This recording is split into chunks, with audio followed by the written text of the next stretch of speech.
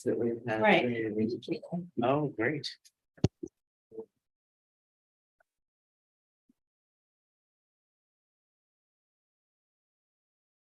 You can start screen share while the other participant is sharing.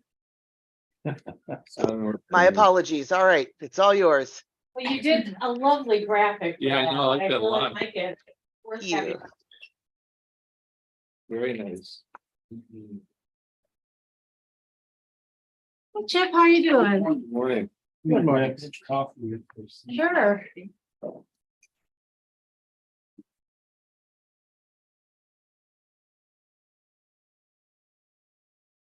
So we're not rude partway through.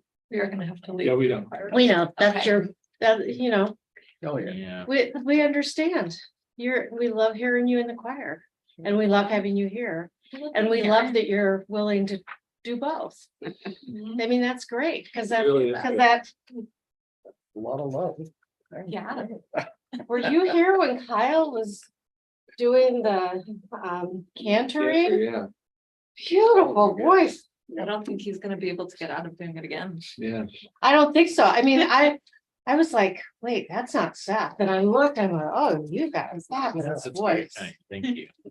Yeah, it's fun. I wouldn't say no if you ask Oh, me. good. I Good. enjoyed it. Yeah, You could use him in the temple. the temple, which one? I don't know. That's so. Beautiful. Friends, it is Sunday morning. It is not just Sunday morning. It is kickoff Sunday.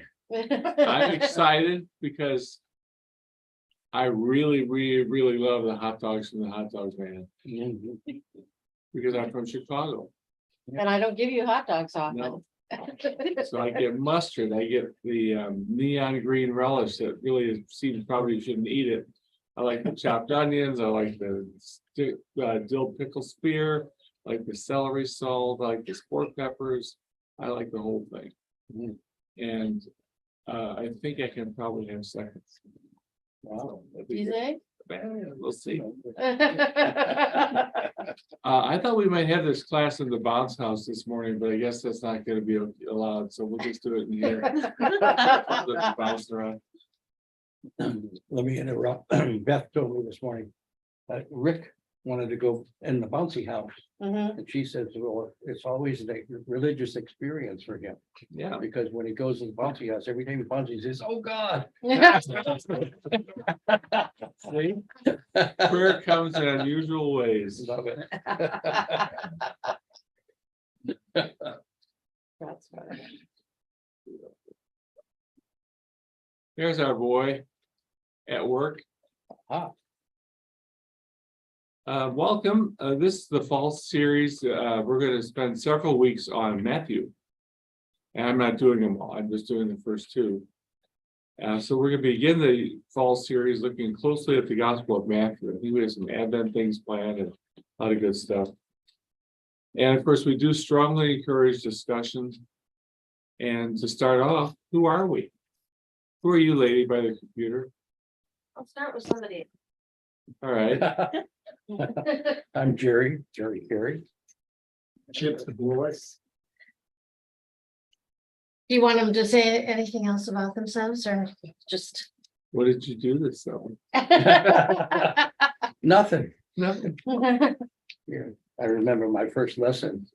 My teacher said, oh, it's vacation time. What are you doing for vacation? I said, it's vacation, nothing.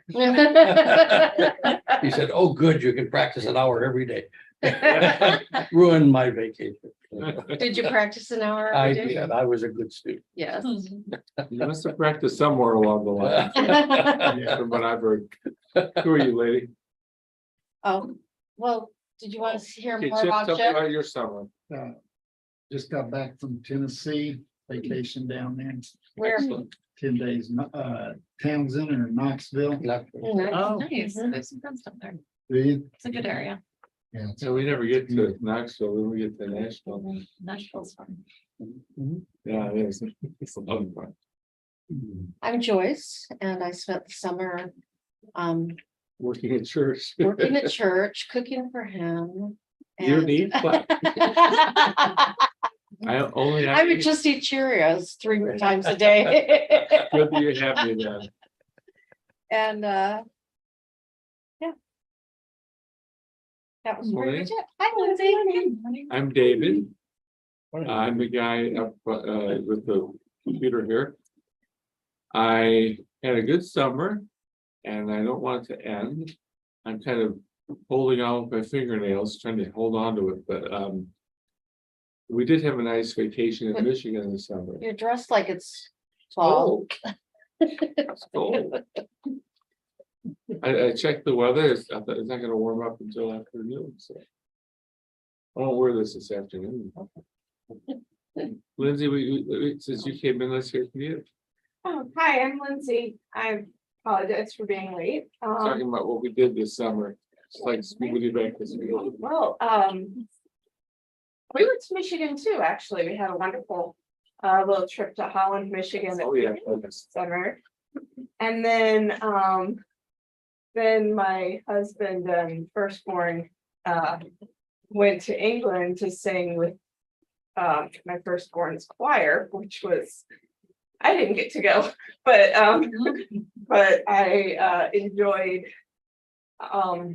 enjoyed hearing about it and a lot of pictures and videos, and I got to take care of our second child.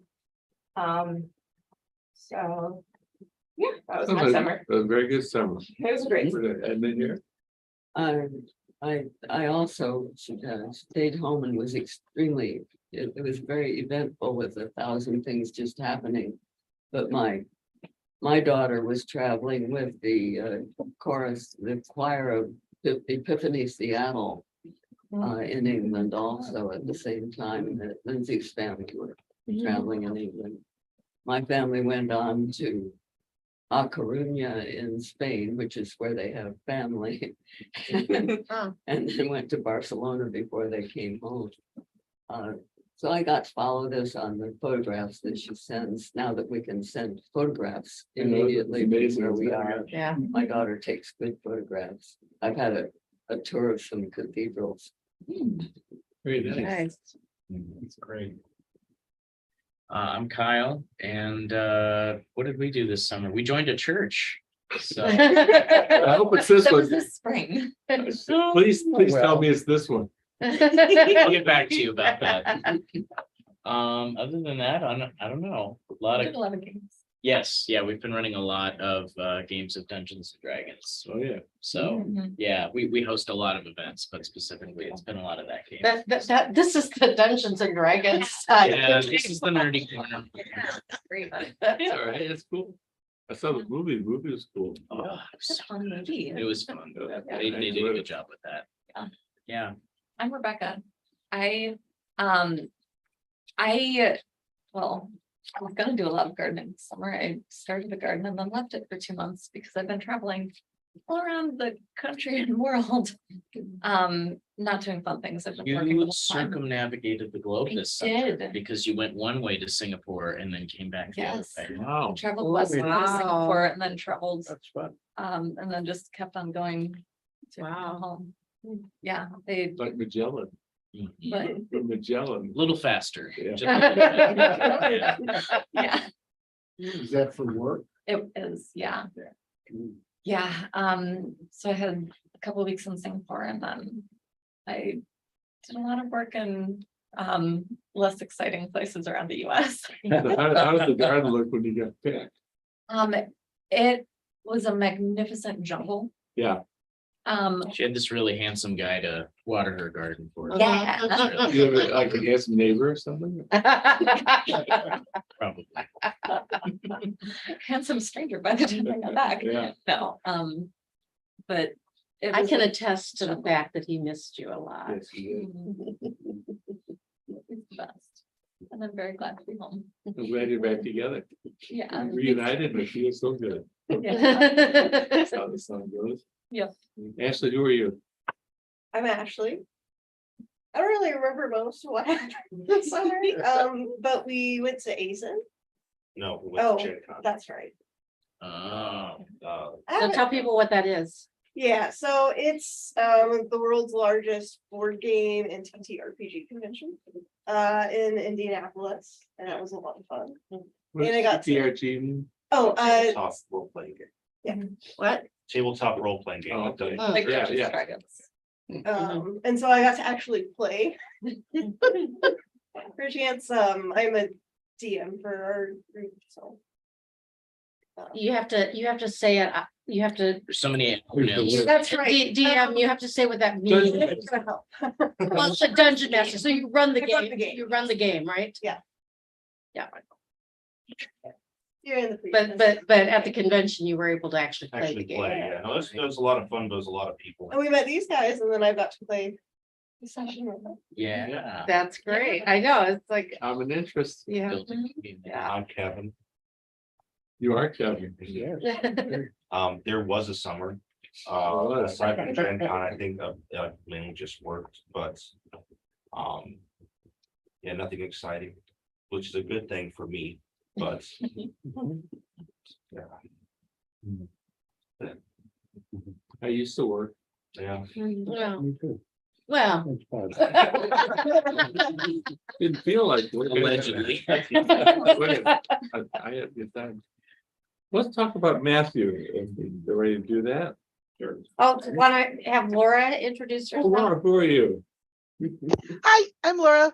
I am so excited about the fact that y'all know what Gen Con is. Oh my gosh.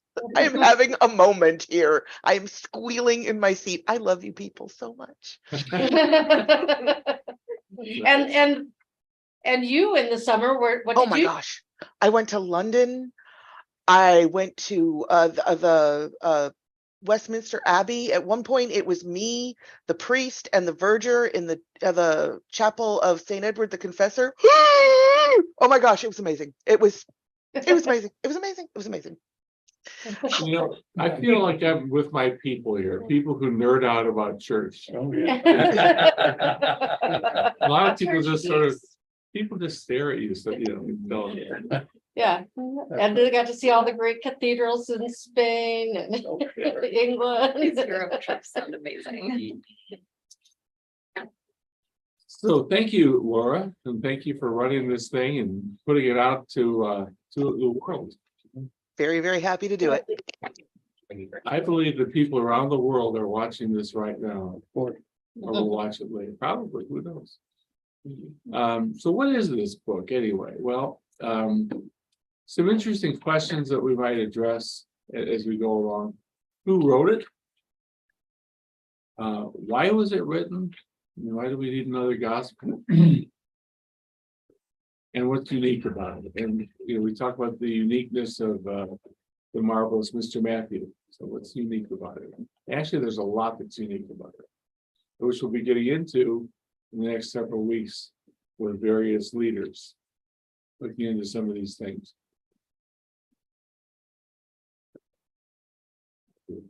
Advance this for some reason. There's a painting by El Greco of Matthew. Matthew is all over the art world. There have been many, many, many painters and sculptors who have rendered their idea of Matthew. So who is it? Who wrote the gospel? Well, it isn't signed. Paul's letters say, this is Paul. Whatever you're doing, stop it. Be good, It's a summary. But so this isn't signed, and the text doesn't say who wrote it. But we'll see why we think it's so, or many people think it's so. And does it matter? Probably not a lot. I don't think it's not like anybody can say this was a forgery or something. I mean, nobody signed it, right? So why does it matter? And if anybody has any thoughts as we go along, feel free. Well, I thought on that last. You ever thought about that? Yeah.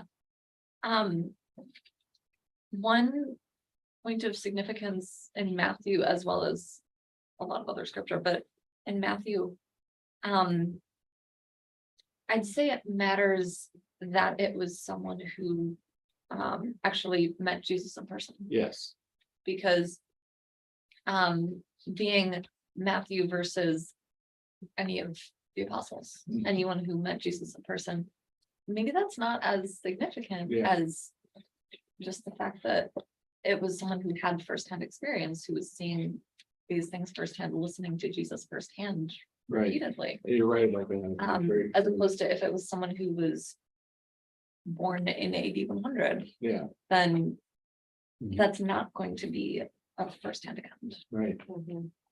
And this is early, this is written close to the time of the events by somebody who had intimate knowledge of Jesus and how he interacted with his disciples.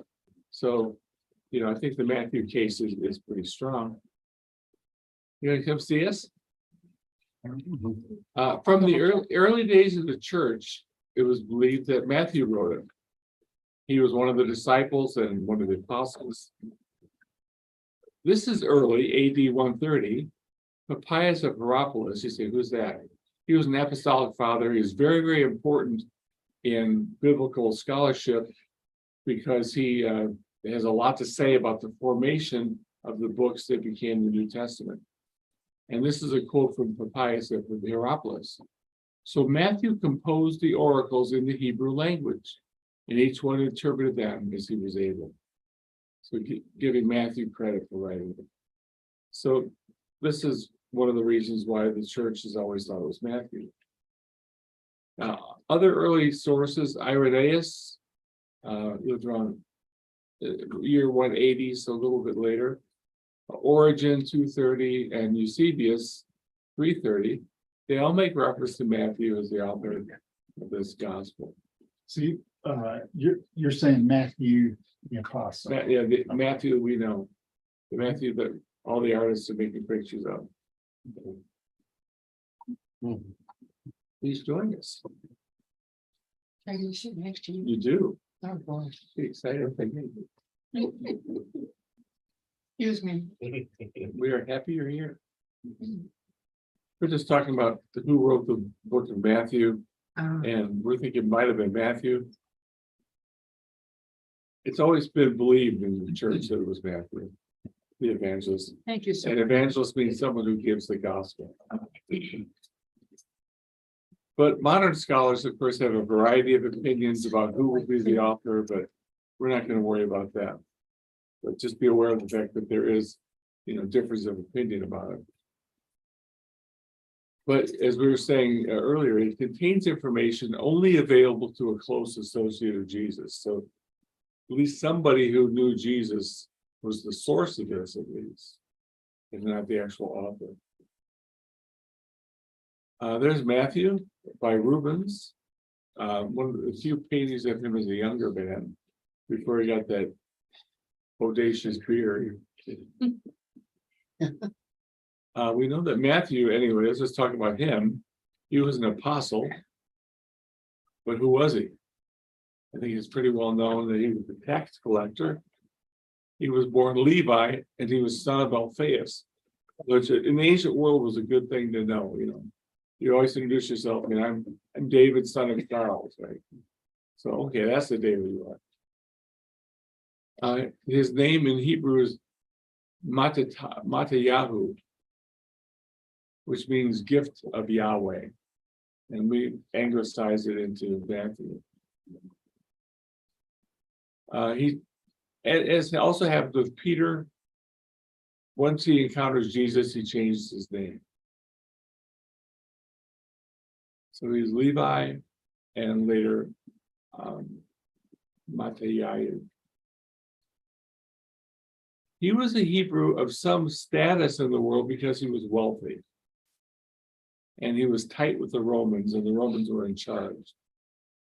But he was also resented and unpopular because he was wealthy and tight with the Romans. And because he had power over your money. He was a tax collector, of course, working for Rome. Now, how did the Hebrews feel about tax collectors? They didn't like them. How we feel How we about tax feel, right. collectors. They Yeah, they did. They felt the taxes were unfair and the tax collectors were profiting from exploiting that system. They didn't like it. And so it was, they were looked down on by the Pharisees and others, right? They were sinners. When he's called, to be a disciple and bring some friends along to a banquet, the Pharisees are complaining about all the sinners and tax collectors. So he was kind of an outcast. There's a bit of a national identity associated with it too, because these are Roman taxes. Yeah. Imposed upon the Hebrews. Right. And so if you were a Hebrew who was a tax collector, you were like a traitor to your people. There's So, no taxation without representation. That's how our founding fathers felt about paying taxes. To England, To yeah. England. But sort of like, let the Romans collect their own taxes. We shouldn't be doing it. Right, why are we doing that for? But see, that's the whole point of getting an empire, so you can squeeze money out of it, right? Otherwise, what's the point? Why go out there? So we don't know that this Matthew wrote Matthew. Why are we learning about this Matthew? Because he wrote Matthew. But we don't know that. Yeah, he did. But he's important anyway. What? Well, he is pretty old, so maybe. I mean, if Origin and Eusebius and Irenaeus thinks that. Now, Joyce, I didn't know Matthew, but I knew his son. So we know that he was, and this is probably connected to his works as tax collector. He was a detail guy. He was observant. And he was very astute in recording his experiences. He was also certainly the wealthiest of the disciples. Mhm. But he gave all that up, gave up his job immediately when Jesus called him. Okay, shutting down business here. I'm going with Jesus. He knows the Hebrew scriptures well. And he knows about the promised Messiah, and he thinks he's found him.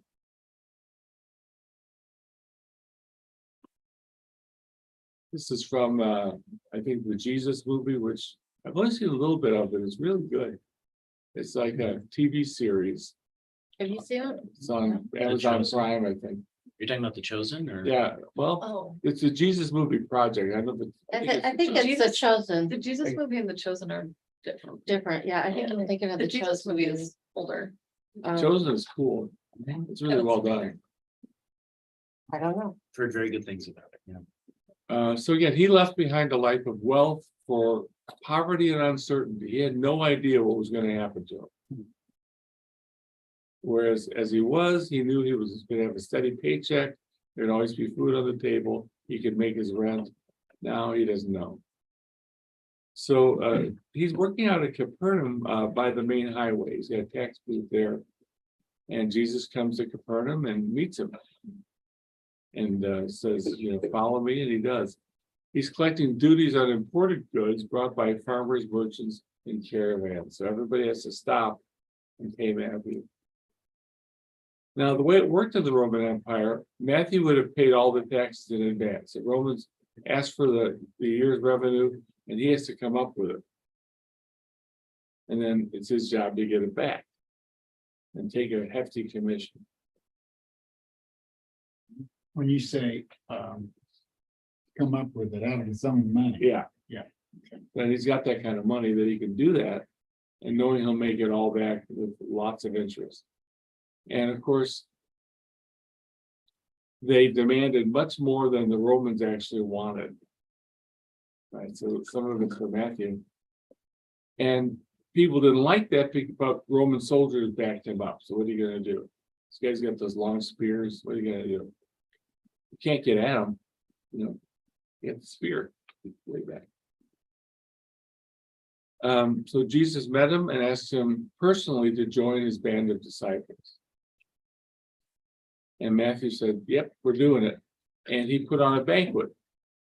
Now, you and I might find it difficult to be able to put on a banquet. But, if you've got a lot of money, it's not that hard to put on a banquet. And so he spends a lot of his own money to put on this banquet. And again, other tax collectors joined in, at least at the dinner. I don't know if they followed Jesus or not. And other people considered sinners. That is, people who the religious leaders did not consider sufficiently observant. George has a list of those, and I'm on it. So the Pharisees were very scandalized by this, and throughout the gospel, the Pharisees are ticked off at a lot of things Jesus does. And Jesus, he gives it back. He's not nice to them, as you'll see. Now, Matthew has inspired many artists. Caravaggio, the great Italian painter. This is the calling of St. Matthew. So it's kind of a dark room there. Matthew's at the table and Jesus comes to him. Well, a little hard to see it. It is, it's so dark. And that's how, how the painting is. These paintings tend to be dark. This is the inspiration of St. Matthew. What inspiration? Inspiration to write this gospel. So it would be the word of God. There's an angel there hovering above him. And Matthew looking up. Kind of a look of consternation on his face. I was like, As you might if an angel's hovering over you. What choice do I have? Also, whenever angels appear, they were terrifying. Hmm? Yeah. Whenever angels appeared to people, they were terrifying. Right. So their first words were, "Do Not not be afraid." afraid," or "You're not."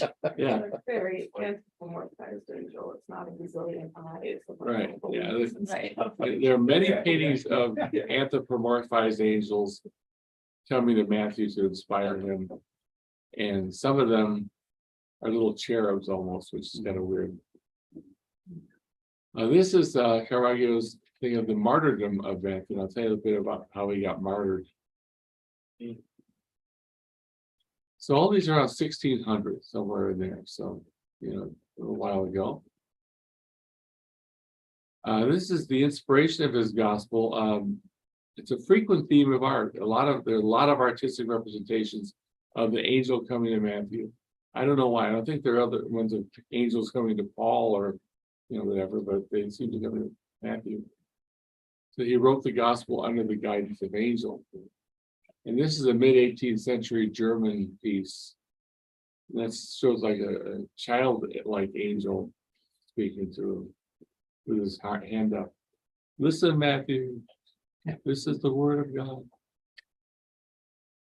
This is in Rome, the Church of San Agnes. There's another, looks like a little girl angel talking to him. Mhm. She has to look down at her. Right. This is by Guido Reni, 1621. That period of time was a great period of time for people to paint pictures of Matthew. So there's a very different interpretation of the angel here, right? Little girl. But she's got wings. You can see them starting out on her shoulder there. This is Rembrandt. Almost like an intimate, whisper. Mhm. To be like Matthew and his girlfriend or something, but it's an angel.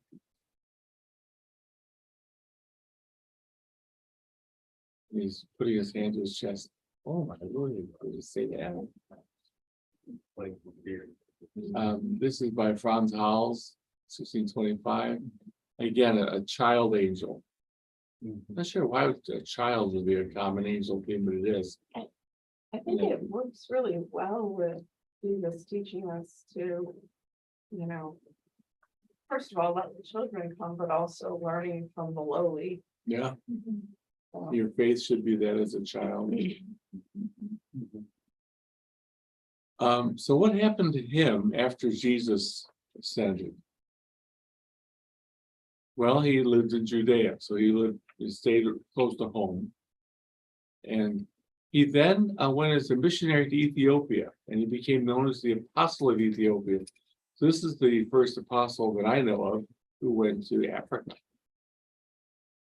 He built a church, a physical church, and was there for many years, and converting Ethiopia to the faith. And that picture there is the king. I'm going to tell you about him in a second. That icon. The king of Ethiopia. Yes. So legend has it that the king's son was ill, and nobody could help him. And Matthew came and healed him. And that was, so King Agrippas and his family all converted to Christianity.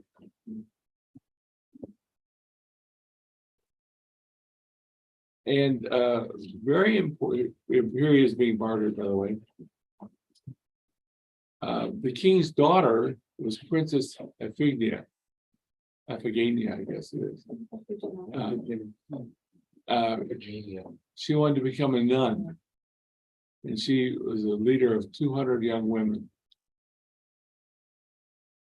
And of course, as princess, she had lots of resources. She could get them a place to work and everything. Now, the king died and Hyrtacus succeeded him, and he was not a Christian. And he really thought the princess was cute. He wanted to marry her.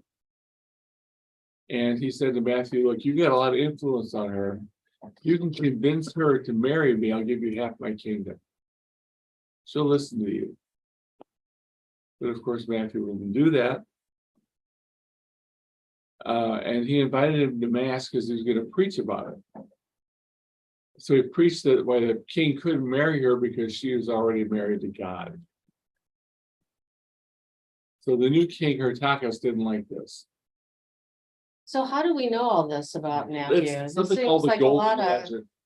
okay, because like, I'm like, And so, yeah, who knows what's true about this? But a lot of people have believed it over the years.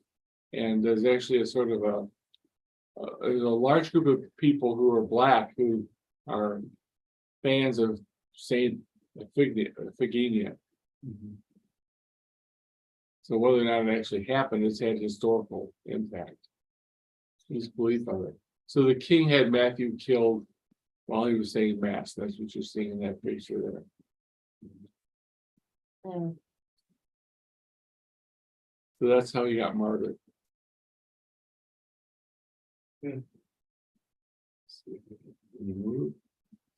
There she is. A couple different renderings of her. And there's always been a lot of devotion to her in certain parts of the world. Especially South America, among Blacks who had been freed slaves from Africa.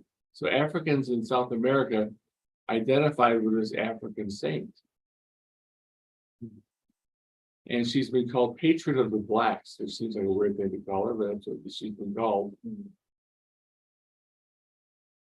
Her feast day is the same as Matthew's. So they just put her in with him. It's very significant. There are big parties and festivals around her. She doesn't even get her own feast day. No. Sure. Right. So, so yeah, we don't really know much about this.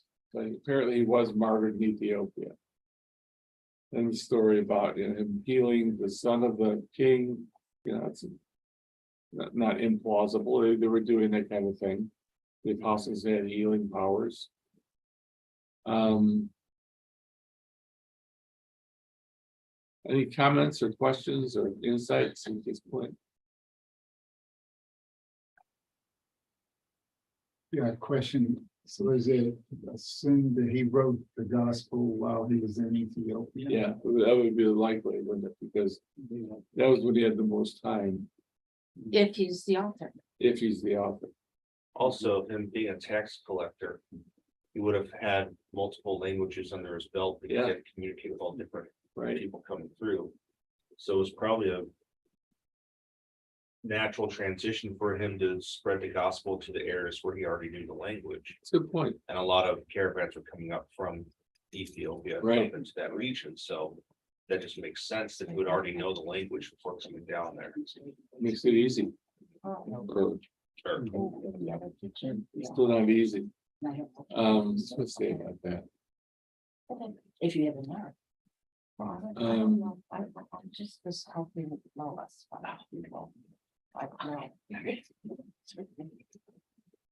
Yeah, so we do know that he was converted the day Jesus met him, and that he was still faithful to the end and died for his faith. So that's good stuff. Any other thoughts about Saint Iphigenia?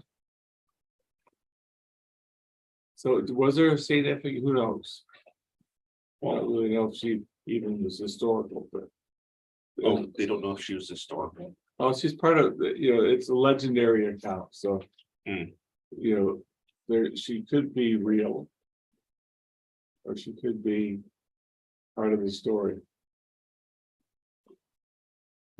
So I don't know, how much you want to put on it, but legends can be true, right?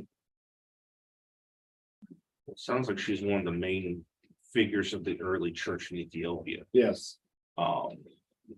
Matthew comes in and then you got, the king, but then she was more of like an actual leader. At least amongst.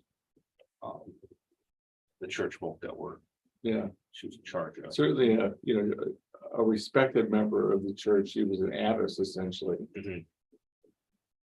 Which suggests, I mean, if that legend is true, suggests that the tradition of people becoming nuns is early. Mhm. In the apostles' day. I don't actually know if that's true, but.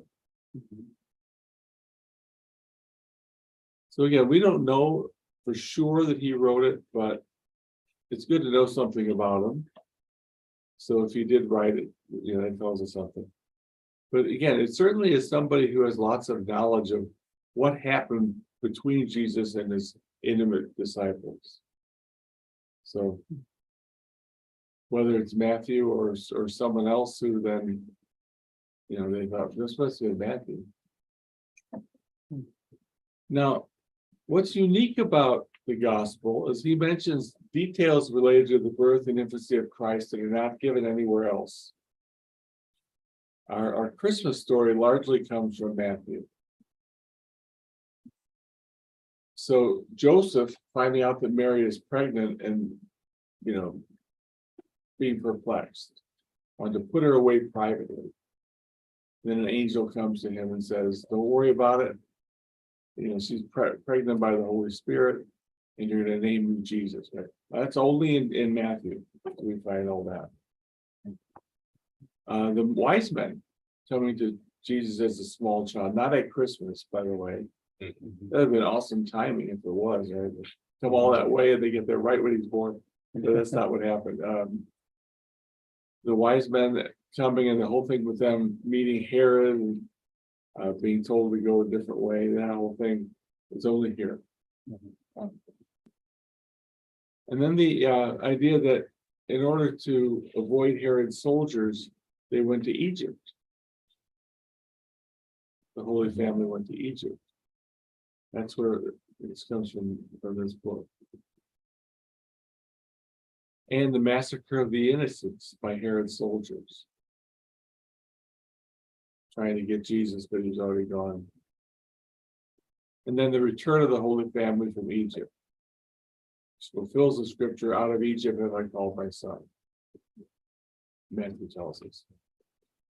So do any of the other gospels talk about the family going to Egypt? No.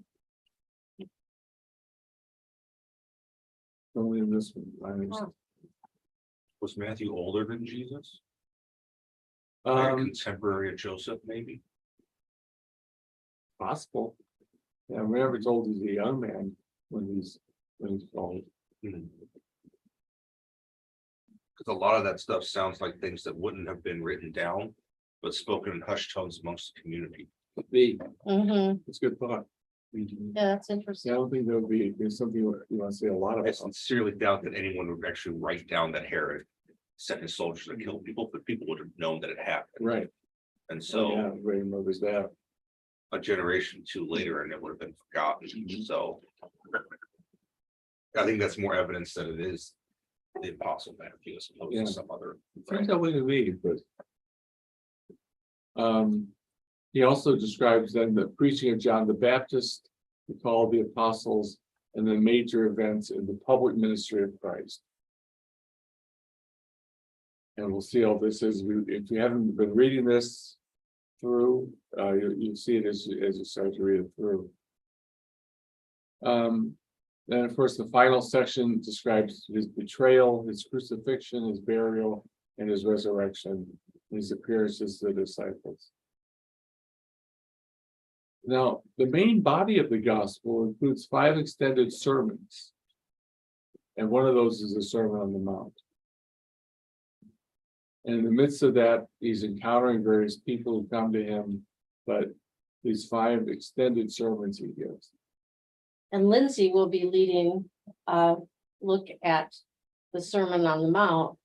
Is it for 3 weeks, Lindsay? Yes. Yeah. For 3 weeks in 2 weeks. Yeah, into, In if 2 you get, weeks. It will not begin next 2 week, weeks but the following week and continue for the 3 the weeks. next, yes. Now, of the events of Jesus' public life, the following only appear in this gospel. They don't appear in the other gospel. The healing of the 2 blind men in Matthew 9. The promise to Peter, in some way he was the rock on which I will build my church. Jesus paying the temple tax. The story of Judas' suicide after he betrays Christ. Mm. And the fact that there's a guard at Jesus' tomb. That's interesting. I mean, a lot of stuff we need to know is in this gospel. You wouldn't get it from Mark or of course you're not getting it from John. He's on a whole other trip. Right. So you probably know that we call these the synoptic gospel. Matthew, Mark, and Luke. John is a different kind of gospel. Mhm. And by synoptic, it means that we were getting a synopsis of Jesus' life and ministry and teaching. We're getting a kind of an outline or a picture. And each one is different. What's unique about Matthew's gospel is he's writing this to Hebrews. He wants them to see that Jesus is the Messiah. And so he starts in a really weird way. If you look at Matthew 1, here's the genealogy. Go back to Abraham. It shows that he's a Jew, he's a Hebrew. And through King David, because the Messiah is going to be a descendant of David, Jesus, on the father's side. So he is a Hebrew. And that's obviously an important requirement for the Messiah, that he would be a Hebrew. Some unique parables in Matthew. A lot of well-known parables are only in Matthew. Also, we're going to in the future have 3 weeks on parables. Yes. And 2 of those will be led by Shara Ward and 1 by Kyle and Rebecca. But they'll probably be halfway through. Maybe that week they'll skip choir or go late to choir. So the parable of the city on the hill. Matthew 5. The pearls before swine. You don't throw pearls to pigs. The wolves in sheep's clothing, which also is a very well-known figure of speech today. Mhm. The wolf in sheep's clothing. So it's pearls before swine. Yeah, it's true. Oh, yeah. The fruit of the fig tree in Matthew 7. The parable of the weed thrown among the corn, Matthew 13. And the merchant who finds a hidden treasure, Matthew 13. Sells everything he can and just focuses on getting that treasure. The merchant finds a pearl. The net full of good and bad fish. So what are bad fish if you're a fisherman? They're the ones that are dead and bring them up. Oh, yeah, that makes sense. I was gonna say squid, but you know, then I thought calamari. Yeah. Squid, squid, or- carp, so that probably wasn't. yeah, if they had carp, It's a little bitter. you don't want to catch for carp. There are people who, you know, the carp is very much derided in this area. But there are people who claim that they can prepare them and make it good. But That's what you use for the gefilte fish. there are carp. A lot of bones. Mm, I was gonna say, I think you need, That's why they're challenging, because Yeah. they have so many bones. Yeah, uh-huh. They're very good. For sure. Well, you don't want to swallow a fishbone. It's happened to me once.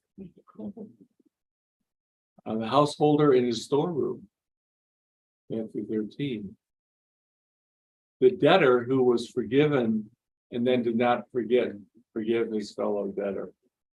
So he owed money to somebody. It was forgiven.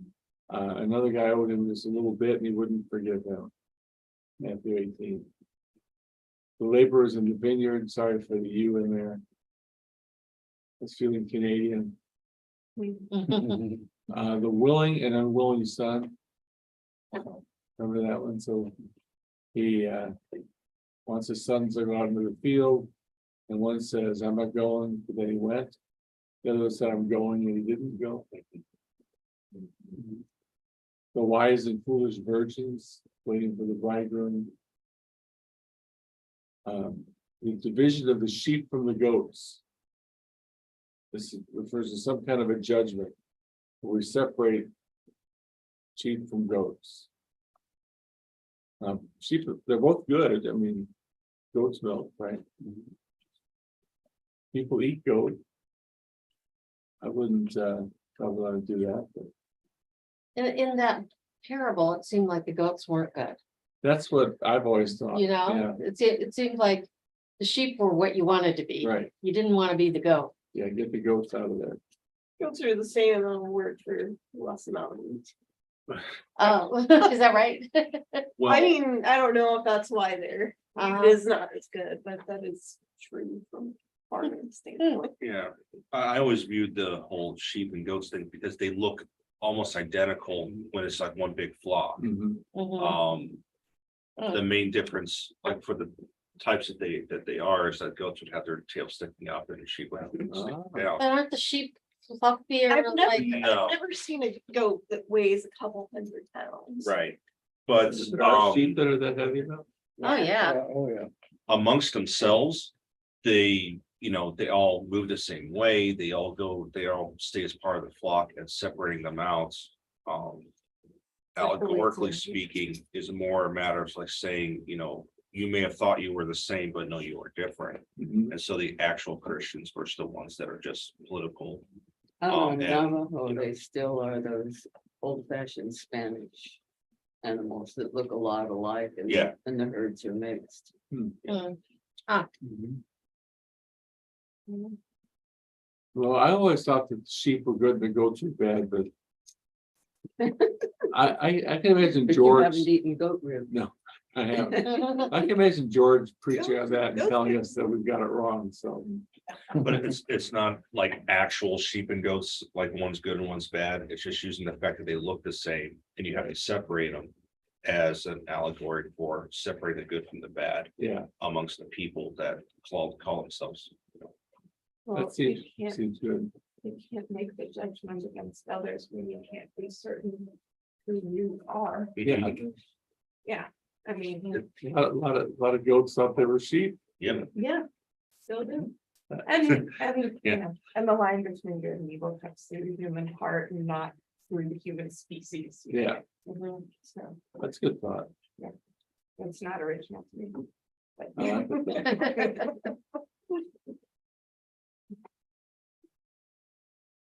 That's a lot of parables that are unique to Matthew. How many, what was the total there? 23. We said there's 23 parables in the Gospel of Matthew, Wow. and these are the ones that only he gives us. 6. Mm. 6 there. And these. 7, 9, 10, 13, 14. 14, So so over half. Okay. Thank you. Almost 2/3. Yeah. So as I look at this, I think it's great that there are 4 gospels. I mean, there are things that he doesn't include, that other people include, but and he does have, it's not like they're all just saying the same thing, a little different words. They really have they're focusing on different things that Jesus said and did in each one of the gospels. I think it's great then to be able to use them all to kind of put a picture together.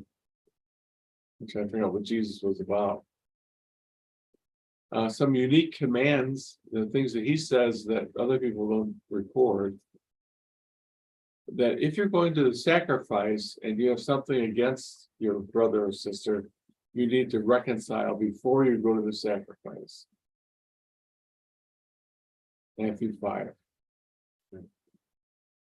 This is something that nobody seems to believe in, but Jesus says, do not make an oath. Not talking about swearing, he's talking about, like, in the sense of cussing, but don't make an oath. So what exactly does that mean? Because you can't control the outcome. I think Right. it's the intent behind that. Like an oath is like a promise that you make with, like say, on my father's name, whatever it is. Right. Turn out great for Jeff. No, it didn't exactly. Jeff, yeah. Yeah, I think it's also about not letting one level of your speech mean a certain level of integrity that's above all of your others. Right. Basically just fully. Usually I'm lying, but this one should be true. Exactly. But you know, if you testify in court, you have to swear you're telling the truth. On a Bible. Yeah. Wasn't that- We swear all the time. President Trump swore to uphold the Constitution. Just saying. Which, by the way, you can't ask to swear on a different book if you don't want Right. to swear. on the Bible. Nikki Haley was sworn in on the Bhagavad Gita. Mhm.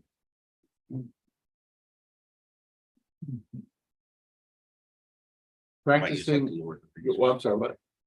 If I ever get in office, I might use like the Lord of the Rings or something like that. Yeah, hey, I swear. Can by somebody the- do the Hitchhiker's Guide to the Galaxy? Oh, that would be awesome. Even better. I know that few have used the Quran. Yeah. Practicing your virtue in secret. Don't make a show about, your goodness. Whatever it might be. Maybe you're prayerful or generous or anything.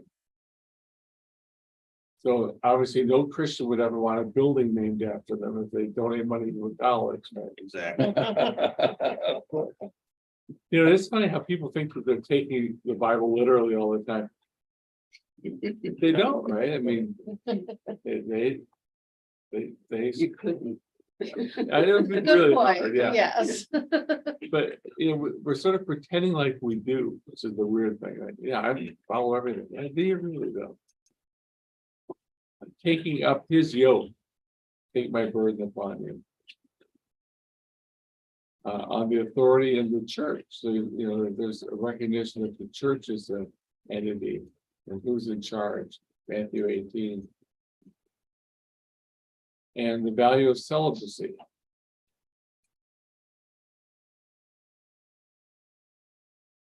Controversial topic in the church over the years.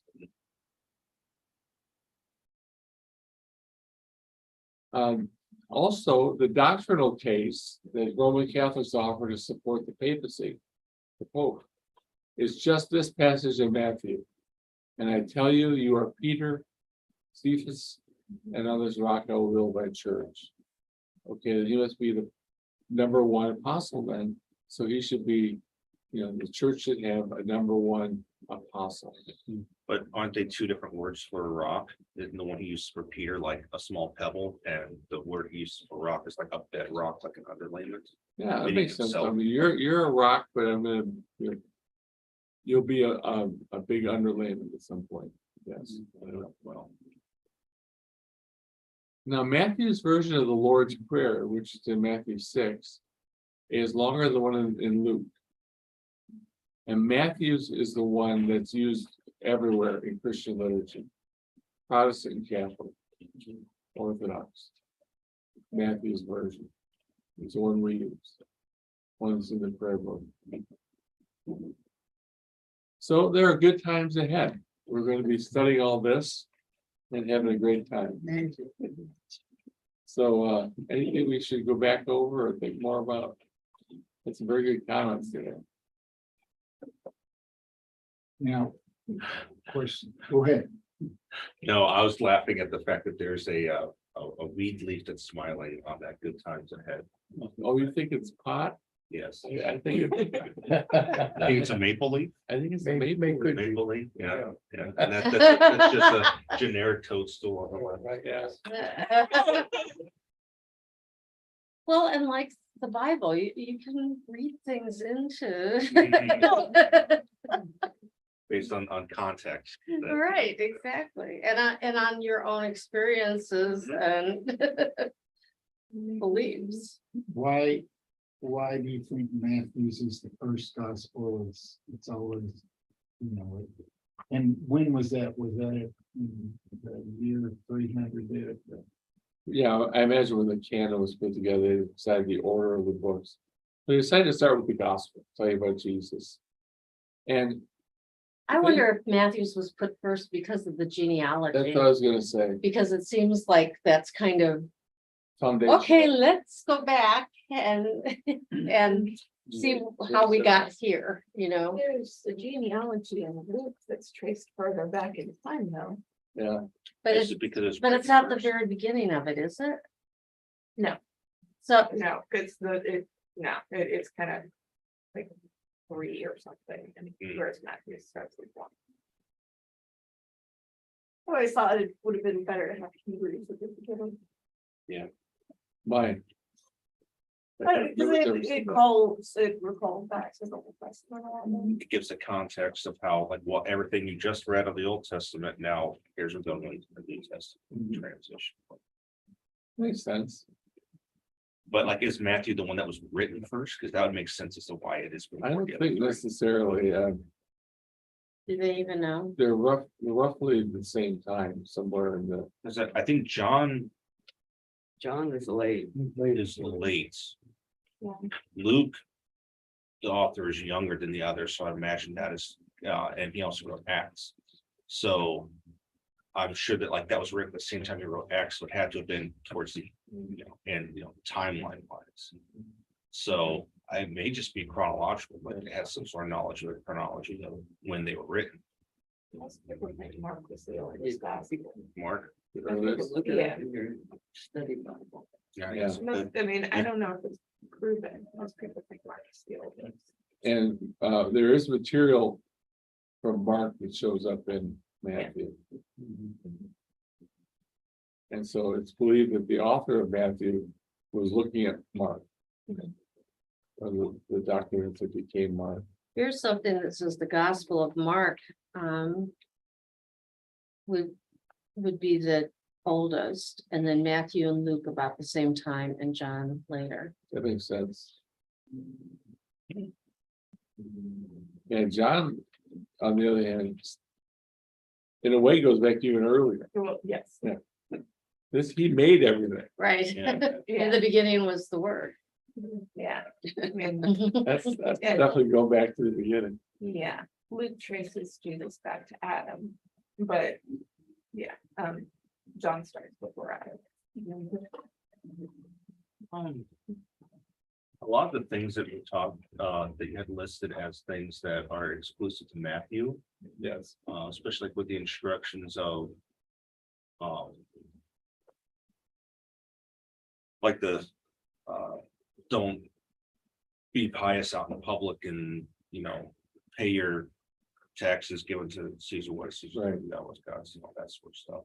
Those are some of the more quintessential things about the Christian faith to me in terms of your behavior. Yes.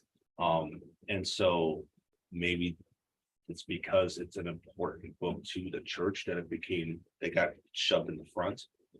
It could have been just a simple fact that it's got more things that are relevant to the more behavioral aspect of being a Christian, as opposed to the theological, philosophical parts of being a Christian.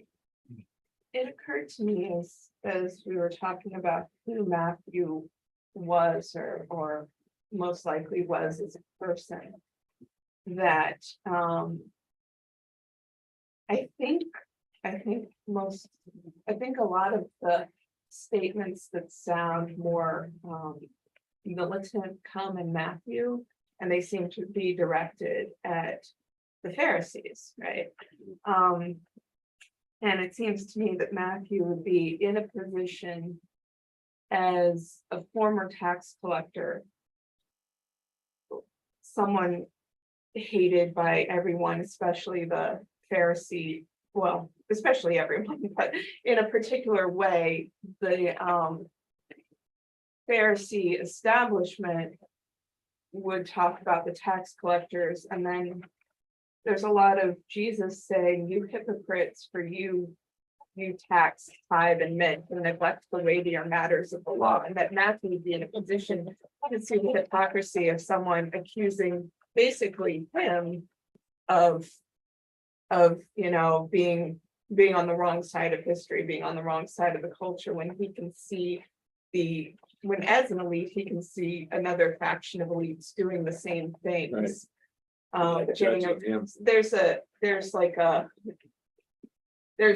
perspective that he has as someone who comes from the same kind of wealth in a different way, and he was able to give it up and follow Jesus, which is not easy to do, and call out hypocrisy in a way that might have been not unique to him, but particular to him. Yeah, so the idea that Situation.